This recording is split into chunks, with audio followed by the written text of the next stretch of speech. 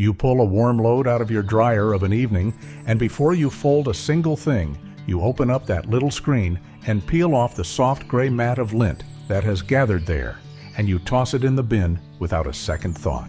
I want you to stop for a moment and look at it before it goes. That gray fluff in your hand is not dirt, and it did not come from nowhere. It is your clothes. It is the cotton off your towels and the thread off your children's shirts, torn loose a little at a time, every load, every week, and thrown in the garbage. A dryer does not only dry your wash, it takes a small toll out of everything you own each time it runs, and it hands you that toll in the trap to throw away. Do it for a year, and you have thrown a whole shirt's worth of good cloth into the trash a thread at a time, and never once felt it go. In better than 200 years, no such machine has ever stood in an Amish home, and our clothes have lasted all the longer for it. Think of the shirt you liked best, the one that went soft and thin at the shoulders and finally wore through, and the jeans that faded and frayed before their time, and the good towels that came out of the machine a little smaller and a little rougher every year until you finally gave up and bought new ones. You paid good money for all of it.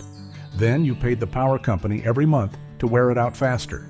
Then you paid a third time to replace it before its time. That is 3 times you reached for your wallet over one set of clothes, and only one of them could not be helped. And the harm is not in the shirts and jeans alone. The elastic in the waistbands goes slack and dead from the heat. The good wool felts up hard and small, and the letters printed across the children's shirts crack and peel away, all of it cooked a little further with every cycle. I am going to show you how a family dries every stitch it owns, year in and year out, keeps it soft and whole and the colors true, and spends next to nothing doing it.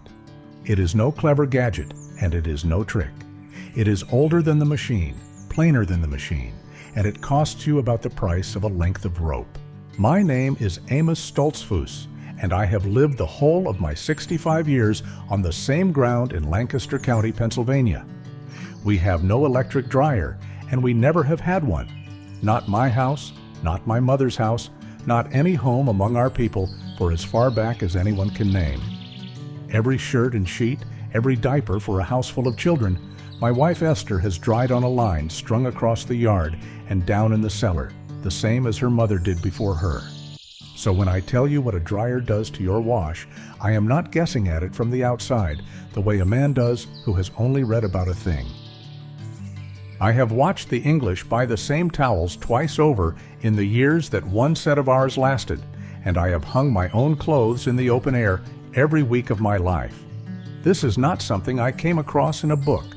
It is something my family has done 10,000 times over, and I have the worn pins to show for it. Esther can near tell you the year of a bed sheet by the feel of it and which line it dried on, and not one of them ever shrank a size overnight the way the English wash so often does. Now stay with me, because there are 2 things in here that matter more than all the rest put together. The first is that the lint trap in your machine is the most honest thing in your whole house. Once you understand what it is really telling you, you will never look at your dryer the same way again, and I will lay it out plain in just a minute. The second is a danger most folks never once think of when they shut that door and walk away to bed, even though it sends thousands of families out onto the lawn to watch the fire trucks come every single year. I will get to that one too, and I will give you the real number on it, with no scare piled on top. There is real money tied up in this as well, more than you would expect from so plain a thing, and I will put a true figure to that before we are through. So keep the 2 of them in your mind as we go. What that lint actually is, and what the heat can do when no one is looking. Both of them have been quietly true the whole time. Like, yeah, here is how all this slipped away, and there is no villain hiding in it, so do not let anyone sell you one. The dryer came along and it was easy, and easy is a hard thing to argue with on a cold, wet Monday with a full basket of wash and a house full of little ones underfoot. The machine got sold to folks as progress, and the clothesline got called a chore from the old days, a backward thing to be glad to be rid of. My mother never once thought of her wash line as a hardship. It was simply where the clothes went, as plain and settled a thing as the table being where the family ate. And there has never been a single dollar to be made in teaching a man that he already owns most of what he needs. A bit of line, a few wooden pins, the sun overhead, and the wind that crosses his yard for free. No company on earth runs an advertisement for the wind. So the lines came down off the back porches one by one, and a whole way of doing a simple thing was near about forgotten inside of a single generation until folks came to believe the machine was the only way there was. It is not the only way, and it never was. So let me start with that lint, because it is the plainest proof I can put in your hand. Cloth is made of many thousands of small fibers, spun and twisted and woven together, and it holds its strength by those fibers staying long and whole. Inside a dryer, your wash is lifted up and dropped and tumbled hard against itself for half an hour or more, around and around, and all that rubbing does just exactly what rubbing has always done. It frays the fibers, breaks them, and tears the little ends loose. Those broken off ends are the lint you peel out of the trap. Every handful of it is thread that used to be in your clothing and is now on its way to the trash. That is why a shirt goes thin at the seams, why a thick towel turns scratchy and threadbare, why a good knit pills up rough all across the front of it. The clothes are not wearing out from being worn on your back. They are wearing out from being dried. Hang them in the still air instead, and there is nothing there to rub them to pieces, and so there is no lint, because nothing is being torn away. The tumbling is only the half of it. The other half is the heat, and the heat is the quieter thief of the two. The fibers in your cloth, the cotton and the wool above all, hold a little natural oil in them that keeps them supple and strong, much the way the oil in your own skin does. Run that cloth through high heat load after load, and the oil bakes right out of it, and once it is gone, the fiber turns dry and brittle and snaps instead of bending. And that is when the little holes start showing up as if from nowhere. The heat is also what truly shrinks your wash. Cloth dried hot in a drum draws up far more than the very same cloth dried slow and soft in the open air, which is the plain reason a shirt so often comes out of the machine fitting tighter than it went in. And the heat is hard on the color too, dulling it and graying it faster than a wash line in the yard ever would on most cloth. Take the high heat away, and you have taken most of the harm out in one single stroke. The open air has no temperature to bake your clothing. It only carries the water off and leaves the cloth as good as it found it. Now let us talk about what it costs you in money, because this is where it stops being only a matter of clothes. A clothes dryer is one of the very hungriest machines in your whole house. The average one eats up around 770 units of electricity in a year, kilowatt hours, the things you are charged for on your bill. And for most families, that comes to somewhere near $80 a year, and it climbs well past $180 if you run it hard for a big family where the rates are high. That is every year, year upon year, paid out just to do a thing that the sun and the wind will gladly do for you for nothing at all. A length of clothesline and a sack of pins costs you a few dollars one time, and then it costs you nothing again for the next 20 years. Put that $80 or $100 back into your own pocket every single year, and over the span of a life that is thousands of dollars kept for the sake of a few minutes spent hanging a load. We have never carried that line on our bill for the plain reason that we have never owned the machine that puts it there. Here is the danger I promised you, and I will give it to you straight with the real number and not one bit added on to frighten you.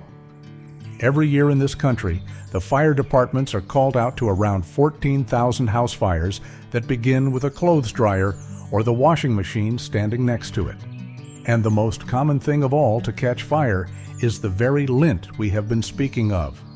That fine, dry fluff is about as easy to set alight as dry tinder, and it gathers thick in the trap and packs itself down into the vent and the long duct behind the machine where you never once think to look.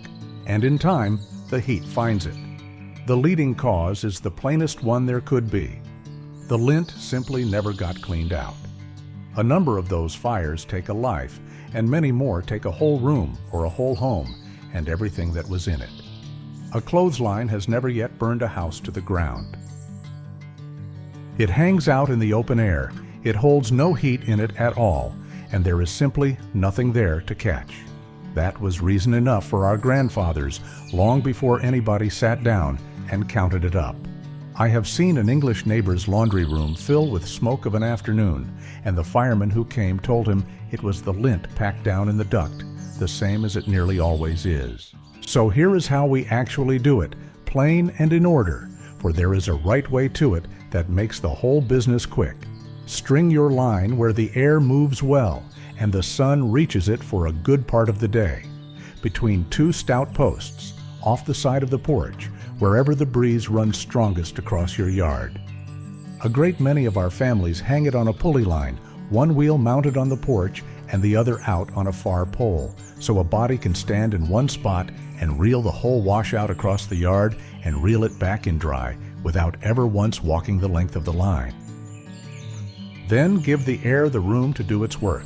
Shake each piece out hard before you pin it up. Snap it the once to knock the deep wrinkles loose and leave a good hand's width between the things so the breeze gets all the way around every one of them.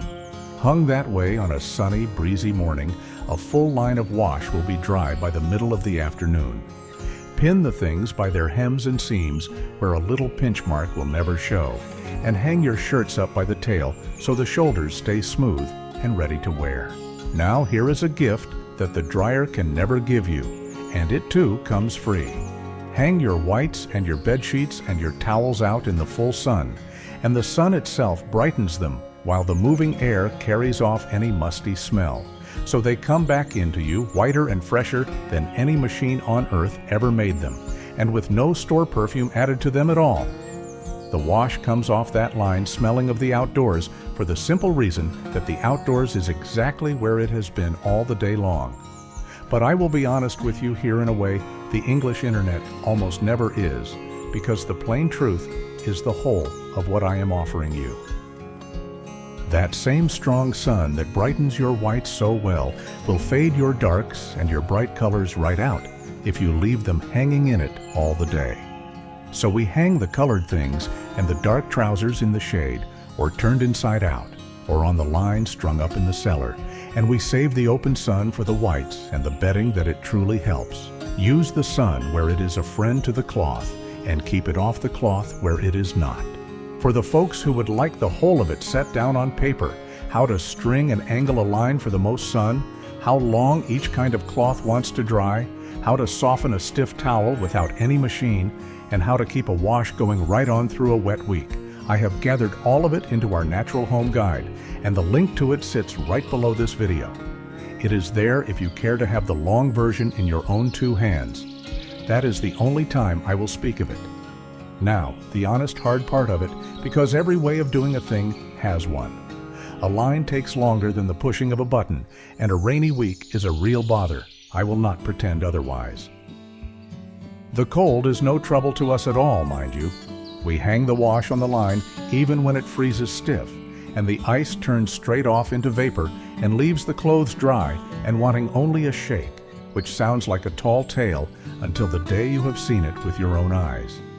And when the weather will not allow the yard, we simply bring it indoors to a rack set by the wood stove, or onto an old bicycle wheel hung on its side with the pins set around the rim for the socks and the little things. The wash gets dry. It always has in every season there is. Step back from the whole of it for a minute and see what it really comes to in the end. It is not only the $80 a year, though that gathers up into better than $1,000 over a stretch of years, enough to matter to any family that keeps a careful budget. $80 may sound a small thing, said the once, but for many a household that is a week of groceries, every year, going straight up the vent as warm air. It is the shirts that last until the children have outgrown them, rather than wearing through first. It is the towels you buy the one time and use for 10 good years. It is the small, real danger you have quietly carried back out of your own house, the kind that can never start in a length of rope. And it is one thing more that is harder to put any price on at all. The few quiet minutes out in the yard with your hands busy and the wind moving through the wash. No motor roaring away in the next room. the clean things going up bright against the open sky. We did not keep to the clothesline only to save the money, true as it is that it saves it. We kept to it because it is a good and plain way to do a thing that needs doing, and the machine, for all its noise, never once improved upon it. It only taught a couple of generations to forget it. So here is what I would have you do this very week, and I have kept it simple enough that you can begin on the next load of wash. String yourself a line where the sun and the wind can both reach it. Even a short one across a porch rail or down in the basement will do well enough to start. Then hang that wash up instead of running the machine. Shake out each piece, snap it the once, and leave the air room between them. Put your whites and your sheets out into the full sun and keep the darks and the bright colors back in the shade so they hold their color true. Hang the shirts by the tail and pin the rest along the hems. When the weather turns against you, set a drying rack by your heat indoors and let it dry there through the night. Watch how the whole wash smells and feels by the end of 1 week, and I do not think you will want the machine back. And if you must still run the dryer now and again, then clean that lint trap out every single time without fail, and have the long vent behind it cleaned out as well, for that is the one that starts the fires. Do that much, and you will feel the whole difference of it in your clothing and on your power bill before the month is even out. Now, I would dearly like to hear back from you. Tell me down in the comments where it is you live and whether you are even allowed a clothesline where you are. For I am told there are places, whole neighborhoods with their own rules, where a family is forbidden to hang its own washout in its own yard to dry in the free and open sun, and I can hardly believe it is so. And I would like to know the truth of it from you who live there. And tell me this too, while you are at it, the oldest piece of clothing you still put on and wear, and how many years now you have had it. And tell me whether your own mother or grandmother kept a line, and what she taught you at it, for a great deal of this was handed from her hands down to yours, and it is well worth the saving.